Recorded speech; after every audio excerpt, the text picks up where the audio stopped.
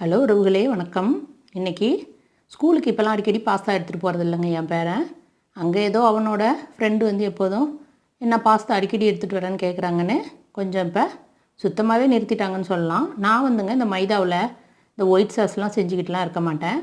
கொஞ்சோண்டு பட்டரு, கொஞ்சம் எண்ணெய் போட்டு அதில் நம்ம பொடியாக நறுக்கி வச்சுருக்கிற பூண்டை போட்டு வதக்கிக்கிட்டு அது கொஞ்சம் ஃப்ரை ஆனோடனே நம்ம மைதா மாவோ கோதுமை மாவோ அது வேணுங்கிற அளவுக்கு நம்ம எவ்வளவு ஒரு கப்பு பாஸ்தாவுக்கு ஒரு 2 ஸ்பூன் போதும் குறைச்சலாக போட்டு நல்லா இதிலே நீங்கள் வறுத்துக்கிட்டிங்கன்னா அதுக்கப்புறம் ஒயிட் சாஸ் இது ரொம்ப ஈஸிங்க. ஒரு கட்டியும் விழாது, ஒன்றும் விழாது. அதுக்கப்புறமா சூடான பாலில் கொஞ்சம் திக்காக இருந்தாக்கா தண்ணியை சேர்த்து நல்லா அதை அந்த பூண்டு மைதா மாவு அதை வறுத்ததோடு சேர்த்துங்க. இந்த நேரத்தில் ஆடை உழுவுது, அதனால் ஆடையை எடுத்து போட்டுட்டு அந்த ஆடையை நம்ம கடைசியாக சேர்த்தோம்னா நமக்கு நல்லா க்ரீமியாக இருக்கும் அந்த பாஸ்தா. அதனால் அப்படியே அதை கொஞ்சம் நிமித்துட்டு இதை நல்லா கலந்துட்டேன். இப்போ பாருங்கள், இதில் ஏதாச்சும் ஒரு கட்டி இருக்குது, ஒன்றுமே கட்டி விழாதுங்க. நம்ம தனியாக போட்டு அதை நிறையா போட்டு செஞ்சுக்கிட்டு அதுக்கப்புறம் அதை மிக்சியில் அடிச்சுக்கிட்டு வடிகட்டிக்கிட்டு ரொம்ப தொல்லை பிடிச்சி இந்த சிரமத்தெல்லாம் நானும் பார்த்துருக்குறேங்க. இப்போ ரொம்ப ஈஸியாக செய்ய கற்றுக்கிட்டேன். அது தேவையில்லாத ஒன்று அந்த ஒயிட் சாஸு, அது உடம்புக்கு நல்லதும் கிடையாது. பாஸ்தாவே மைதா பாஸ்தா வாங்கினா சுத்தமாக அந்த ஃபுட்டு வேஸ்ட்டுங்க. அதனால் நீங்கள் இந்த மாதிரி செஞ்சீங்க. நம்மளுக்கு அதில் நிறைய காய்கறிலாம் போடலான்னு தான் ஆசை இருக்கும்.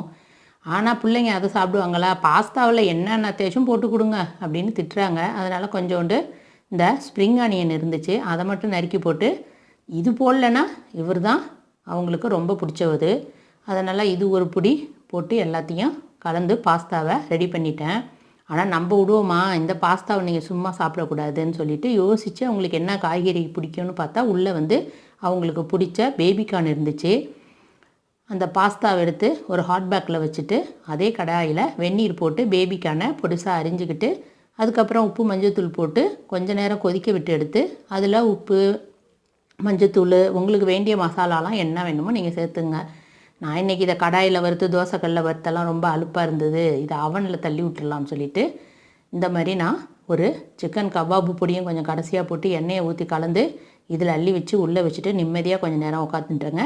அதுக்கப்புறம் அவங்க கீன்னு கற்றுனோன்னே போய் பார்த்து கொஞ்சம் பரட்டி விட்டு எடுத்துட்டேன். ஆனால் என்ன ஒன்று, இந்த பாஸ்தா அப்படியே எடுத்து தட்டில் வச்சு சாப்பிட்ருந்தா கரெக்டாக இருந்திருக்கும். இந்த ஹாட் பேக்கில் வச்சதில் அவர் என்னமோ ரொம்ப கெட்டியாக போயிட்டார். ஆனால் என் பேரன் அட்ஜஸ்ட் பண்ணி பரவாயில்லத்தா, அத்தாவே வயசான காலத்தில் இதெல்லாம் நமக்கு செஞ்சு தருதுன்னு ரொம்ப பரவாயில்லத்தா, எனக்கு இப்படியும் பிடிக்கும், சூப்பியாகவும் பிடிக்கும், இப்படியும் பிடிக்கும்னு சாப்பிட்டுக்கிட்டாங்க என் பேரன். இதை தொட்டுக்கிட்டும் சாப்பிட்டான். ரொம்ப நல்ல பிள்ளைங்க. எங்களுக்கெல்லாம் ஒரு இந்த ராகி போட்ட சப்பாத்தியும் தக்காளி சட்னியும். Okay, tata, bye bye, thank you.